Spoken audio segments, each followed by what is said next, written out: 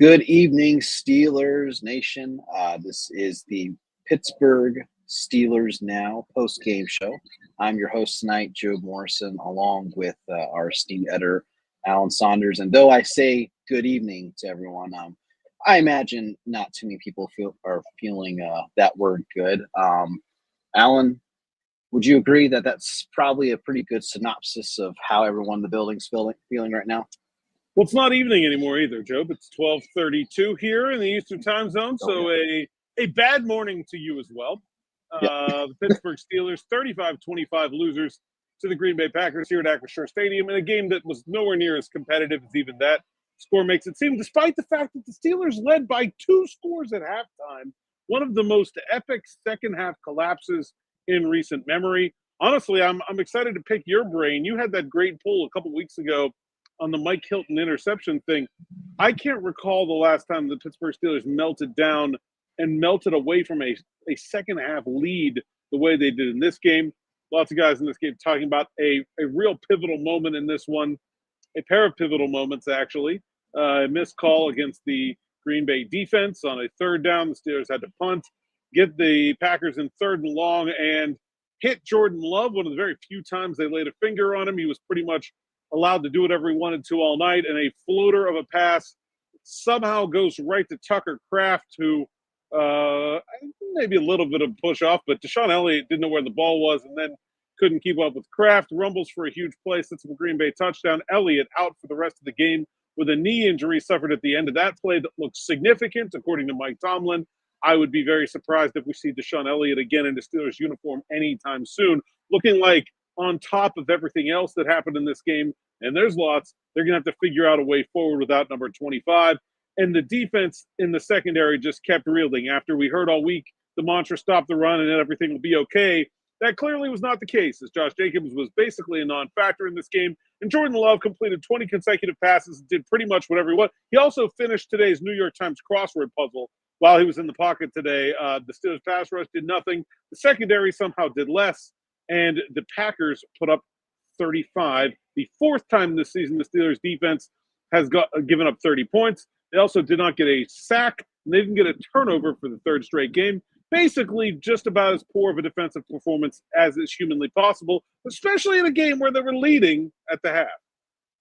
Absolutely. And, when you kind of think about in this type of spotlight, the game that instantly stood out to me was 2018 against the Los Angeles Chargers. They were up pretty big, 23-7, and then that missed offsides or maybe it was a false start by the Chargers. They will go in for a score, and then it all just kind of went downhill from there, and they had a real epic second half collapse. They actually had to come back to tie it in that game, but unfortunately, like in this one, they were not able to come through. So that stands out to me instantly. And here's a fun or not so fun fact: the Steelers since 2018 are now 2-5 in home Sunday night football games and are 11-9 overall under Mike Tomlin. So and when you think about the Steelers at home and Sunday night football, you think about 65,000 ravenous Steelers fans who may or may not be have several hours under the influence of alcohol before kickoff, a rowdy tailgate scene.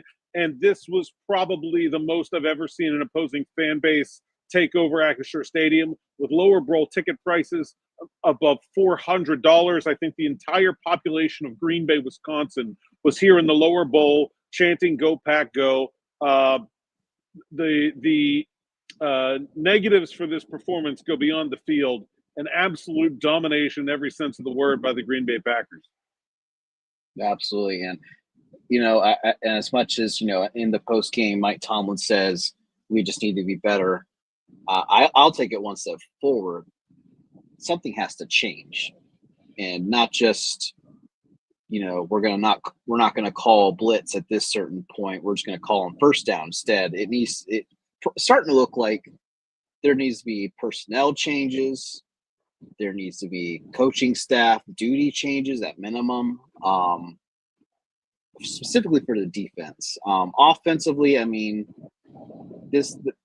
you mentioned this 2 weeks ago. They're not built to be in a shootout, and that's what it was turning into. Well, once Jordan Love got hot, that was it. It was game over because this offense is not built to climb back into games. Though Aaron Rodgers has shown he can do that, it's just not something that they can reasonably expect. Yeah, I mean, I can sit here and say that the offense probably should have got 2 more touchdowns instead of settling for a couple of those field goals. But guess what? Then they score 33 points and they lose the game. Like, I mean, we'll talk about the offense if you guys want to. When I went to the podium, talked to Mike Tomlin, Aaron Rodgers, Patrick Queen, sent Brendan Howe into the locker room. I said, don't talk to a single offensive player. We need the whole secondary. We need Highsmith. We need Watt. We need Hayward. We need everybody else. I have nothing to say about the offense. They are better than advertised. And the defense is the exact opposite. Absolutely. And let's get to a couple of comments while we're at it. Gino12, he is echoing your sentiments. I am beyond disappointed in the secondary. Slay's effort on the Williams touchdown was brutal. I'm not gonna lie. Slay does not look very interested in tackling, whether it's attempting to tackle, being in position to tackle. He doesn't look very interested in physical corner play. I mean, he's constantly off the line of scrimmage, and they're picking on that constantly. I will have to say I'm very disappointed in the secondary too. I think it's more than just schematics. I think it comes down to the individuals. Yeah, I mean, Darius Slay, I thought was poor again. The tackling effort was questionable from a lot of guys. A million missed tackles. They gave up all of the yards after catch.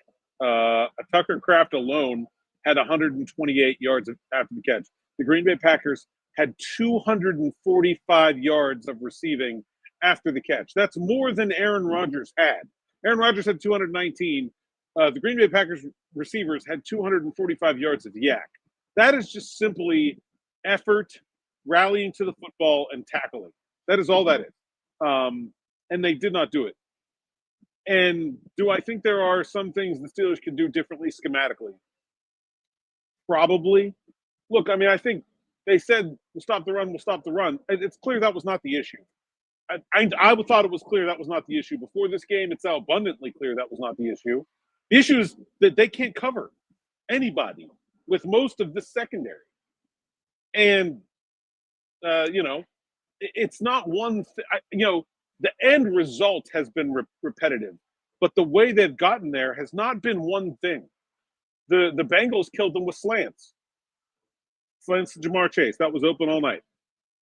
Did a Packers receiver catch a slant today? Kraft caught one.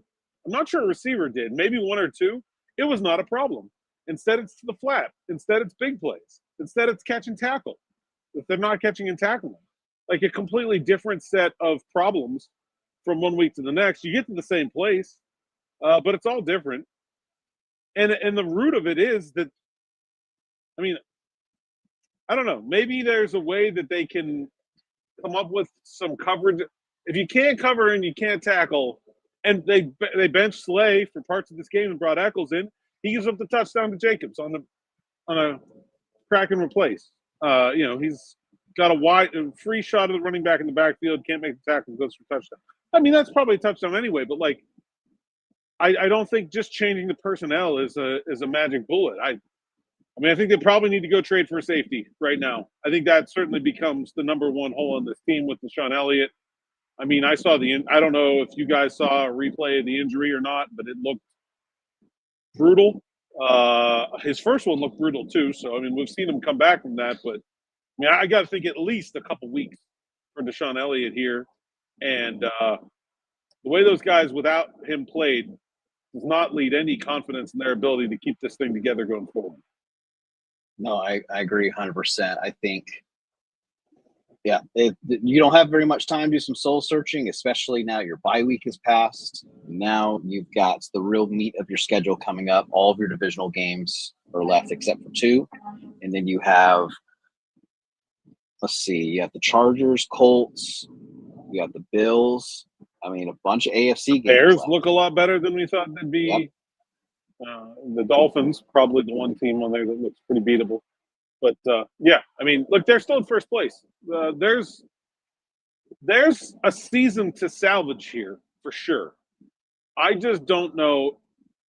I don't see an answer right now that I think, other than going, like I said, they got to go trade for safety. Like I think that's thing number one. Maybe go from there. Absolutely. And Mel gives us a pretty good indication. Because you mentioned trying to salvage the season. The last time Pittsburgh gave up 30 plus points was in 4 of 7 games was 2003. Their last time having a losing season. And you know that I'm someone who believes in trends are trends and history is history. Sometimes things repeat itself. Though what I wrote about the Packers not winning in Pittsburgh since the 70s uh, didn't come to pass today. Seeing something like that's not encouraging. It doesn't make you feel good, especially, I mean, the message I felt like in the offseason was Pittsburgh wants to do everything they can to compete, and those efforts are now looking less than ideal, to say the least. Yeah, and I think this team is underperforming its talent level, and I think that's the first time on defense. Anyway, I think that's the first time in a while you can say that about the Pittsburgh Steelers. Maybe since that year, honestly, that was not a bad team, but they did not play well. But this team is underperforming its talent level, and that is the kind of thing that can and should get coaches fired. Is now look, it's week 9, they're 4-3. No one's firing anybody right now, but that's how you get there when you're not performing up to your talent level, and they just very clearly are not. Look, I don't know, maybe Slay and Ramsey and Thornhill and Peppers and Clark, these older guys in the secondary, maybe they're all just cooked. Maybe they just went 0 for 5 on trying to find veterans to fill roles in their secondary. But even if that's the case, then maybe it's more Tomlin than the defensive staff. But it's still a bad look for the Steelers coaching staff, for sure. No, absolutely. And Sean has an interesting little point here. We'll kind of talk about the staff and this personnel. At what point do we settle on a linebacker safety pairing without almost constantly shuffling? Now, obviously, I think that Deshaun Elliott kind of threw a wrench in things today. But no, I mean, you have seen Peyton Wilson, Cole Holcomb doing some rotating. I think I saw Peppers come in late in the game. I don't know. I think that's actually a good point there. Are they doing too much? I asked Mike Tomlin this question on Tuesday. His answer is basically, I mean, he didn't say this, but he's, look, if you have one guy you like, you play him the whole game. I don't think they like any of those players. I think they probably should just play Peyton Wilson the whole game, even if he struggles. But I also think that, some of it was, he plays a lot of special team snaps too, and the Steelers defense has been on the field a lot. I felt like he was getting worn down. That's the balance, right? It's like, if you're taking a guy out who's worn down and tired, that's very different than just choosing to rotate. One is fine and smart, and the other is not always. Yeah, I kind of agree that I think they've got too many people and too many pieces in too many places, and it definitely has caused some of the. And look, I don't actually think the communication was in general very bad in this game. There were not very many busted coverages. There were open guys, but it was because people got beat, not because of the one was the 2-point play. But that was not the communication was not the issue in this game. But I definitely think the amount of rotation they've done, especially in those core critical communications areas, linebacker, nickel, safety, that definitely has contributed to their communications issues. No, absolutely. And T-Weeks 347 kind of echoing that as well. He says secondary personnel isn't good enough anymore to play man and not disciplined enough to play zone. I don't see where the fix is coming from, and I have to agree. I don't know what they're going to do to fix it. Because like you said, Alan, when they're going man, they're getting beat. When they're going zone, Today communication a little better, but I mean, still, like on Kraft's 33-yard catch and run, it looked like Porter jumped in at the same time that Ramsey did, and that kind of just created that much more space for him to take off and run with it in the flat. They didn't rally to the ball. It was really poor effort in rallying to the ball from the secondary. But I didn't think Porter was bad. I thought he was fine. He was, again, the one guy I think you can kind of look at and be like, okay, Christian Watson didn't kill him. Only killed him once. Yeah, and that wasn't him. And that Thornhill, I really don't know. He misjudged that ball. Time. and that was Eccles, who you're putting in there because Slay can't cover, and Thornhill, who you're putting in there because you don't have Deshaun Elliott. Like, I mean, I thought Porter had an okay game at first glance. Ramsey wasn't awful. It was everybody else. I didn't think Ramsey tackled as well as he can. Yeah. But like 20 consecutive completions. And the pass rush, let's get to some of those. I see some TJ Watt comments in here. I don't think Love was getting rid of the ball as fast as Flacco was. I don't have a stopwatch in the press box. I'll have to go back and look at the numbers. But my feeling is much more this week that the pass rush failed to deliver in an opportunity where, like, Love generally gets rid of the ball pretty quickly, but he also will, like, run around and play a little hero ball, and you can kind of get him into some bad spots. And, I mean, the one play they do, batted pass goes to Kraft, and it's the biggest play of the game for the Packers. Right. But you got to get to him more than once. Like, I mean, was he hit more than – how many times was he hit? I don't think he was hit very often. Five hits. Yeah. I mean, this is a pass rush that 3 weeks ago had 16. I don't know what happened. And I've got a line play is really hard to evaluate from the press box. I'm on the side of it. I can't even really see the far side guys. So I don't want to, like, say too much, but, like, I'll say this, that can't happen. Not when you're paying these guys what you're paying them. They got to come up with some more impact in the game. No, 100%. And I feel like the only time they got really good pressure was on blitzes, especially when they had, like, Queen matched up on like you said, on that big play. He was matched up on a running back, and he was still able to – it's just very frustrating, too, to see those wobblers go up and you're not even able to get a finger on it to knock it down. It's frustrating to see. Vincent Adams has a suggestion, and we talked about him a little bit on Wednesday. He says Corey Trice needs to be inserted, but Ramsey in the slot. And I don't think that would be out of the question. I mean, he is on his way back, either is practicing or on his way back to practice from that hamstring injury at Landhelm IR. I do think, especially if Elliott's going to be out long term, you'll see him go to IR in some capacity, and then maybe we'll see Trice get activated and work his way in. I don't know. I'm skeptical that that's the answer, but it's a lever to pull, and it's one of the few ones I see left out there. They've run every scheme there is to run. Like, I can't imagine there's a schematic fix to this. So sure, I'd be more interested in a trade at both corner and safety, but he's there. May as well give it a shot. Oh, absolutely. And I will highlight this one because I've seen it a few times on social media. Steeler Girl 808 says, Allen, bring back Minka. And unfortunately, you can't trade for him for the next 2 years. But not unless the Dolphins cut him. Yep.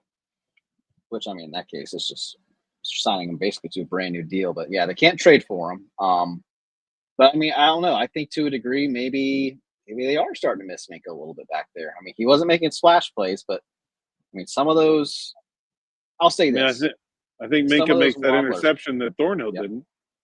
Yes. And that ball's thrown as an interception. I don't know what PFF will grade it as, but that's a turnover-worthy play in my book.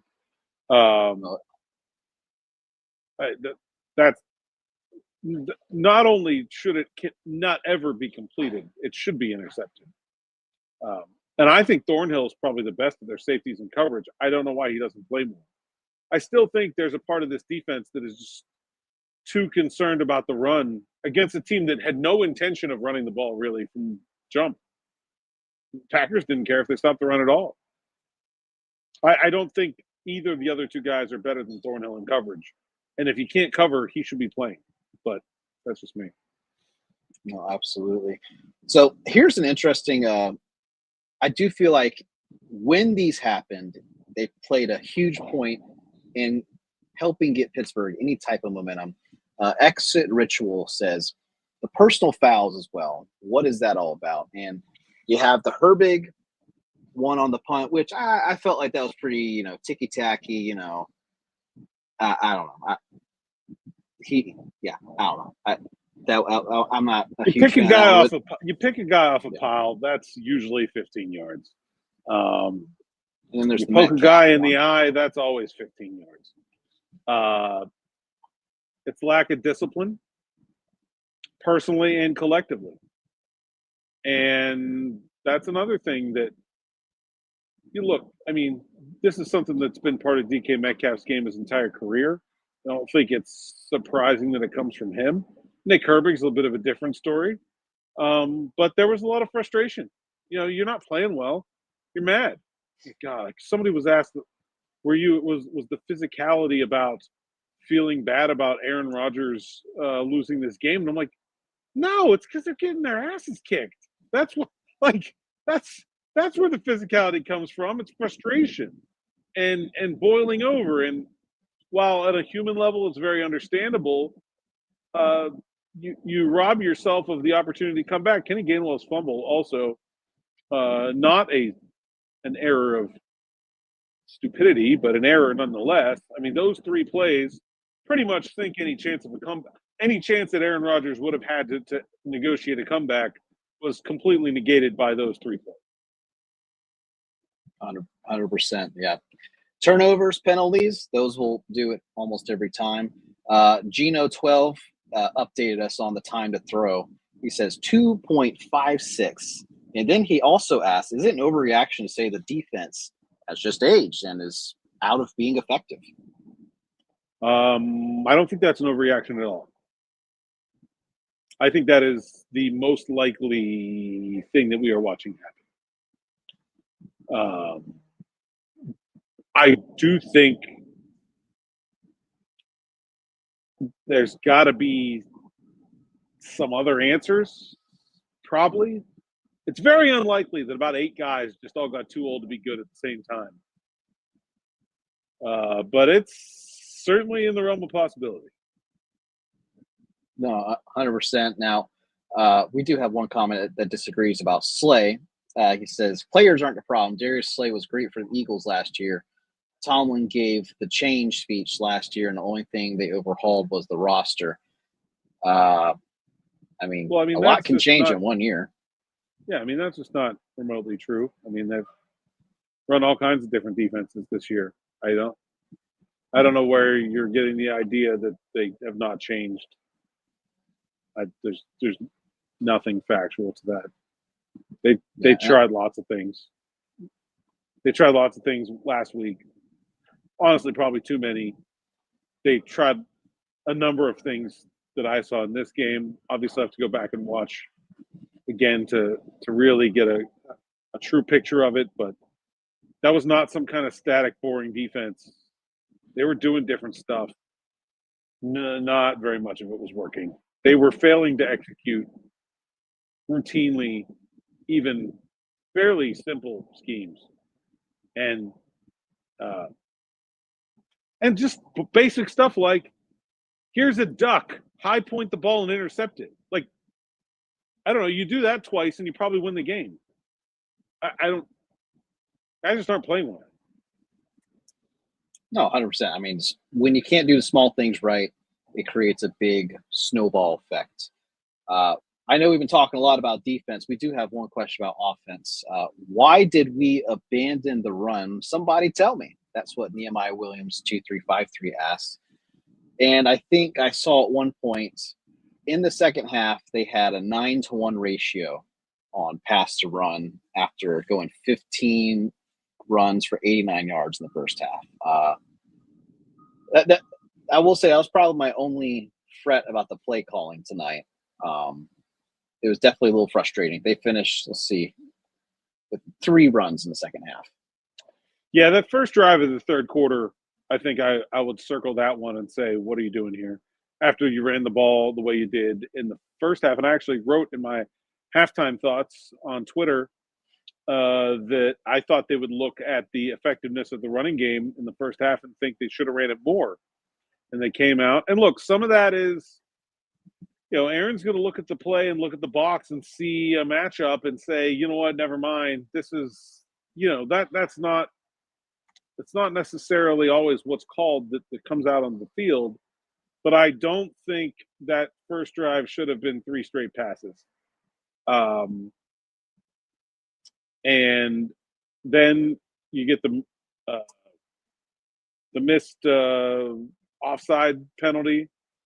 You get the Packers in 3rd and long. It's 3rd and 5, and Kraft goes off for 60 yards, and the whole game kind of flips on its ear. And they got pressure, and they had decent coverage, and they just didn't track the ball in the air. And unfortunately, we weren't able to talk to Deshaun Elliott after the game, obviously, but I'd love to know what was going through his mind on that play, because it almost looked like he stopped playing, like he thought the play was blown dead or something. I don't know. It was bizarre. A strange play that ends up being a backbreaker. And then, you come out of that and they ran the ball okay. And then, you get sacked on 1st and 10. And, now you're kind of behind the sticks again. And probably too many passes on that drive as well. But, yeah. They're running the ball too well to be losing games, because, honestly, I thought the offensive line, again, played very well in this one. I'll have to watch closer to have a real fundamental opinion about it, but my first glance, I like the play from the front 5, and even dealt with some adversity without Isaac Seumalo in there, and I did not think they really missed too much of a beat, other than, I will say this, did not have the big package available to them in the second half, which is where they've been running a lot of their best runs. So that's probably part of the line of thinking there. No, absolutely. It'll be interesting to see what they do if Seumalo is out for any period of time, because they had, I think the only active guy they had was Calvin Anderson. Then they had McCollum as the backup center. So McCollum has done that job before. He very notoriously had one really bad rep in Indy last year. It could be him, could be Calvin Anderson. I don't know. We'll see. Also, could just do it with. You can just do it with Freiermuth. It's not the same, but it's not awful either. No, for sure. And Andres Pete was also he was inactive today, so maybe he gets a nod if Seumalo's out next week. And we do have an interesting comment that I think is a good wrapping up point as we kind of transition now from post game to looking ahead. 03 Man 11 says Steelers are who we thought they were. Had a little typo. We let them off the hook. Yeah, let them off. So I guess the question is right now, how would you summarize who the Steelers are right now? No, I don't think the Steelers are who I thought they would be. I thought they would be significantly better on defense and at least a good bit worse on offense. On one hand, I think the issues on defense look very difficult to solve. And I don't see a lot of easy fixes, and I don't think it's going to be a smooth process. And I'm nearly certain now at this point in week 9 that we're going to get to the end of the year and the Steelers are going to have a below-average defense statistically, which I don't think anybody thought. At the same time, with the offense playing the way it is, I think if you can find a solution, as I said, there is a season worth saving here. If you can find a solution to some of the, you don't have to fix them all, just some of the defensive problems, I think it starts to look. I mean, look, I thought they were 11-17. I'm not sure I am necessarily like super confident in that prediction at this moment, but like that's still who I think they are. I would rather be where they are than anyone else in the North, for sure. I mean, the Ravens have an easy schedule, but boy, do they have a hill to climb. The Bengals, Flacco ain't, some sort of magic potion against everyone else, apparently. So, like, are they a Super Bowl contender? No, I never thought they were that. I don't think anybody reasonable thought they were that. Are they a team that could go in the playoffs and have a hope of winning a game? Yeah, I still think that. So in some way they are who I thought they were, but certainly not how I thought they'd get here. Absolutely. Sometimes it's not the results, it's the journey of how you get there. And folks, with that being said, we're going to see who the Steelers are next week. Are they going to continue to have these issues? Because the red-hot Indianapolis Colts, who they notably have had issues with the past 2 seasons in Indianapolis, well, they're going to come to Pittsburgh and for a 1 p.m. game. And I'll actually be there live for that. So Nice. Excited for that. Despite all, I'm excited because, anytime I can spend some time with my boy and my dad in the great Steel City, I always enjoy myself. So, folks, don't forget to check out the morning rush, afternoon rush, and, of course, the Steelers night shift on Wednesday and Pelusi's Pick'em on Thursday. And, Alan, are you on the final word tonight? I'm not. No final word for me tonight. It's actually already over. So. Oh, so not tonight. But, Mr. Saunders, where can they find you? Just a reminder. Hey, _PGH on X, Instagram, TikTok, and Blue Sky. PGH Steelers Now. Site's account, SteelersNow.com. Lots and lots of words coming up over there as I have a good solid 2-3 hours of work here in the morning. And we'll be rolling out content throughout the day on Monday as well. Absolutely. And I'll be helping out with that. And you can find me at Joby Football, JOBEY Football on X. And for everyone, I hope everyone can get some good rest. And let's see what happens this week. We'll talk to you guys next week.